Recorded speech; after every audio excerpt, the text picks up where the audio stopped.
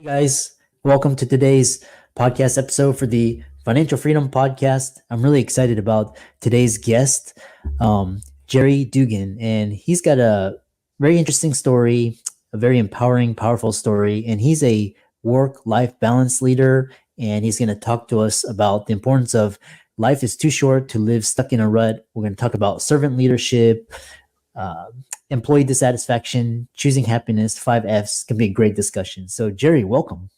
Dr. Lou, thank you. I'm excited. Yeah, all my friends call me Chris, so please do the same. Yes, I'm in the club.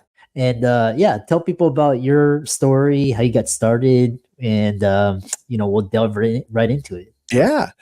So I was born and raised as an Army brat. So my dad was in the Army for 20 years. He met my mom when he was stationed in Thailand many, many moons ago. So many years ago.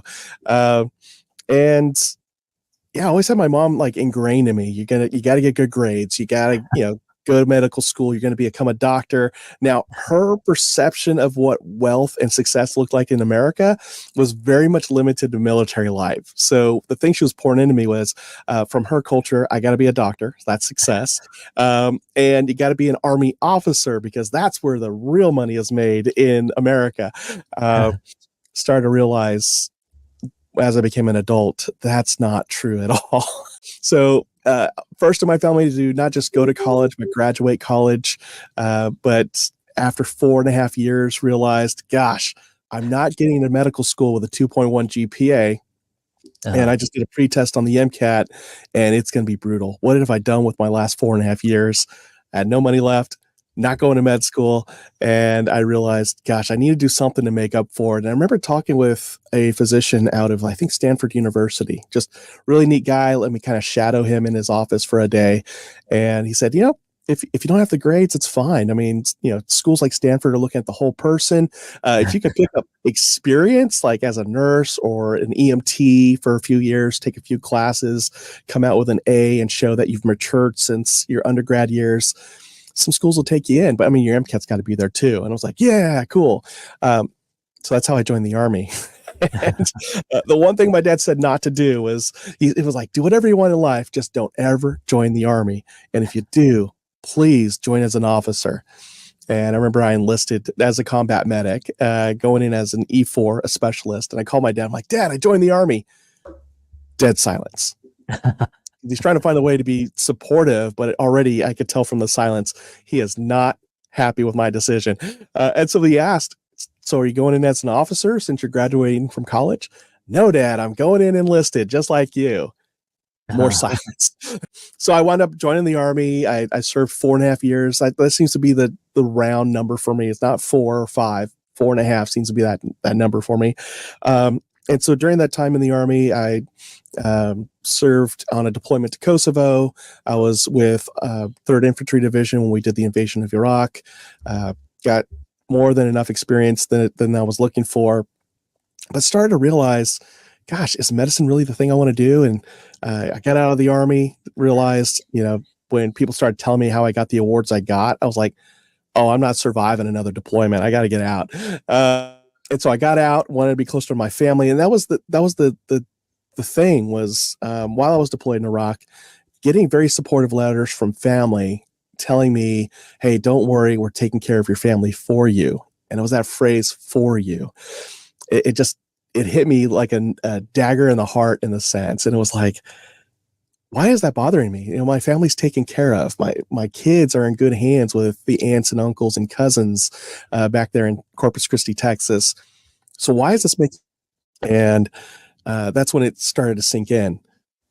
As much as I love the Army, as much as I love deploying, as much as I love this adventure, it's not worth missing my family. And so before we even got back to the States, I started to decide I'm getting out. And but I need to have this discussion with my wife because we're in a vacuum here communication wise. And so when I'm back in the States, if I make it, we got to have this discussion. And so we got back, we talked about it. She said, yeah, if you feel that's best, go ahead and get out. Got out, became a civilian, moved to Corpus Christi, Texas. And my first job out of the Army was doing corporate training. So orientation for new employees, being a liaison for a health science program of high schoolers, doing rotations in the hospital.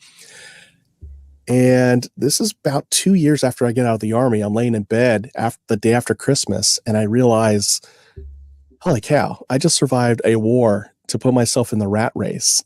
What is going on here? And just had, I don't know if it's a panic attack, but I just realized I got to do something different. And so I spent that whole day just writing out, what do I want my life to be like when it's over? What will my family have said about me? What will they not have said about me? What do I hope they don't say about me? What does that life look like? And it started to take shape of, I wanted to be a dad who was present, which was always my goal in my life. I wanted to be a husband who was there for my wife, that would nurture her, that would support her. We wouldn't be butting heads. We'd be on the same team. And, money would be great. However, that's not the focus of my life. Like, I'm not going to measure my success based off my net worth. I'm going to measure my life off of, what kind of relationship do I have with my kids, grandkids, and if I live long enough, great grandkids. And that was probably in 2005 going into 2006, probably the first time since I was 14 years old where I really truly sat down and cast a vision for my life, which I was well overdue, because it turned out at 30 years, almost 30 years old, I had surpassed everything I had set out to do when I was 14.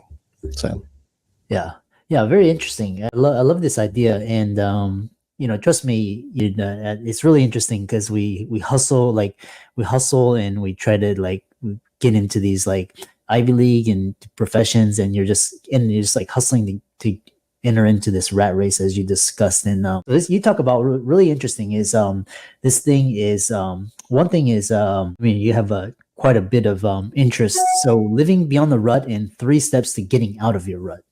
yes. So RUT, one of my bucket list items, ever since I started the show with 2 friends of mine back in 2015, was this show that would inspire men to create a life worth living in their faith, family, and career. So how do you have all those buckets find success? Like, how are they all one and the same? How are you the same whether you're at work or at home?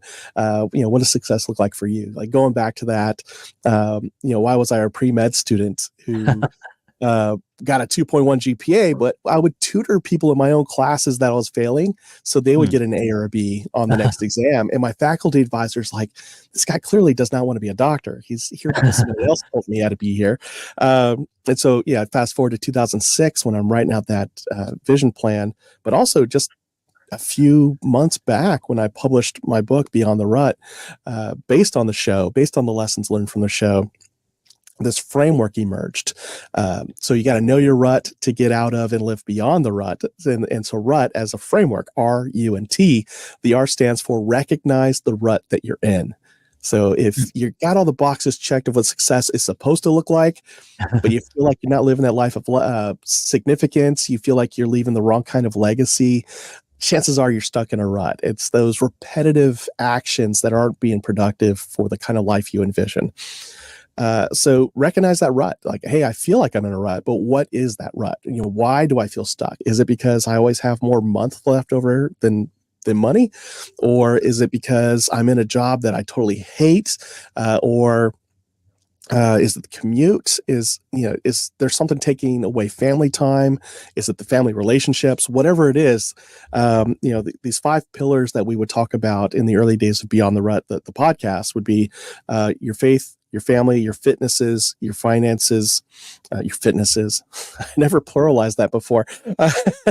So physical fitness as well as emotional or mental fitness. But anyway, finances and then your future. So again, faith, family, fitness, finances, future possibility. And so what does your life look like in those 5 buckets or pillars? And if you take a deep dive into those 5, you'll realize, oh, wow, I'm stuck in a rut here. It's with my family. It's with my outlook on future. Okay, why? Where's that coming from? And so once you understand where you are, just like on a backpacking trip where I'm going backpacking in a couple of weeks. So I got to remember how to read a map, read a trail, follow the correct signs and all those things. But I need to know where I am now so I know what direction I'm going in. Once I know what rut I'm in, recognize my rut, I can now go to the second phase of this framework, and that's understand where I want to go. What are the goals I want to achieve? Why do I want to achieve them? What am I going to feel once I get there? what are the milestones to get there? All those things, but creating goals that have meaning for you, not because somebody told you needed to do it. Like my mom told me I was going to be a doctor. I didn't want to be a doctor. It turns out I had a different gift. I had, different things that I'm passionate about. I've got one friend, every time people get together and create goals, this guy comes out of the woodwork and says, yeah, we should all do the cold shower challenge. And, the first 3 or 4 times he said this, I fell for it. I'd be like, yeah, I'm on day 7 of the the cold shower challenge. It is cold. It sucks. Why are we doing this? And then the guy who came up with it was like, oh man, I haven't done that yet. It's like, it was your idea. And to find out, he only brought that up because he heard somebody like Jocko Willink say it, or somebody like David Goggins, these Navy SEALs. And because they do it, he was like, we got to do this. This is the manly thing to do. And it's like, so this isn't even your goal. You saw some tough guy, Navy SEAL, the epitome of what you want to be. And you thought that's the thing we all have to do. And so now you're pursuing a goal and you're not really pursuing it because it's not really your goal. So understand where you want to go. It's all about knowing, what is it I really want? What does success really look like for me? And to help guide you, you got the 5 F's: faith, family, fitness, finances, and future possibilities. And then T is take action to get there. So some of us have goals. We have great vision. We at least tell people what we want to do, but we don't actually do anything to get there. Like I knew somebody who wanted to be a pilot for like a decade. Never took a step to get there. Not a single math class, not a single flight lesson. I think the furthest person got was getting Flight Simulator and setting it up on the Xbox or a computer. And that was it. Now, this person could have been a pilot by now. They still can be a pilot. They're not dead yet. But until that person takes action to become a pilot, they're never going to become a pilot. For me, if I want to get back to my Army weight, I got to take action to eat healthier. I got to take action to move about. Somebody called me out because I took a week off of rucking in the mornings. I'm like, dang it, he's on to me. And so I went out again this morning and started rucking again. I'm like, yeah, look who's back now, suckers. And so take action to get there. And in my book, I talk about some techniques to help you achieve those goals, to build the habits that'll get you to achieve the goals that you set out to do. Because I'm Mr. All over the place. Like how I'm telling my story here. It's like, what's he talking about now?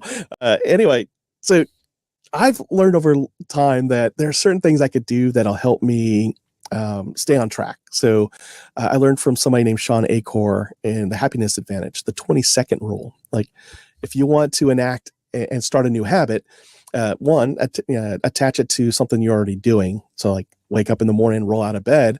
Okay, that's probably where my workout clothes need to be. It's like, boom, I'm in those workout clothes, done.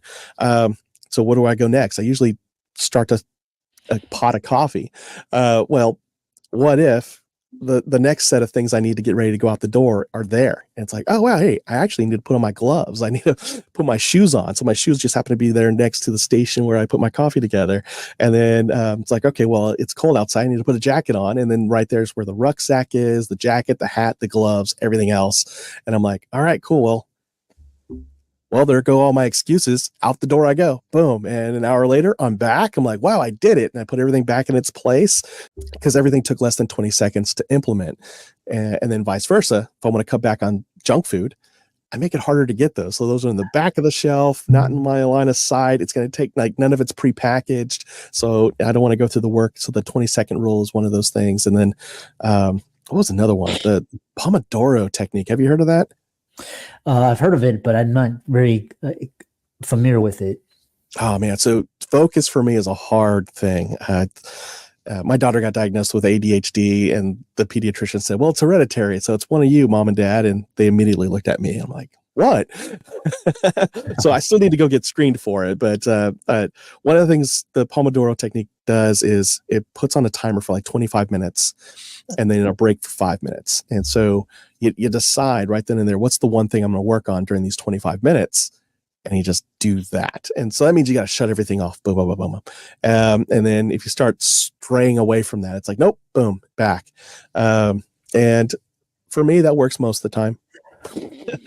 There are some days where it's 25 minutes of what did I not get done? But when the alarm goes off after 25 minutes, it snaps me out of it. I'm like, okay, 5 minutes, regroup. What's the one thing? What do I need to take off of my plate or off my computer screen, what browser windows do I need to close, so that when the next 25-minute window starts, I'm focused on that one thing.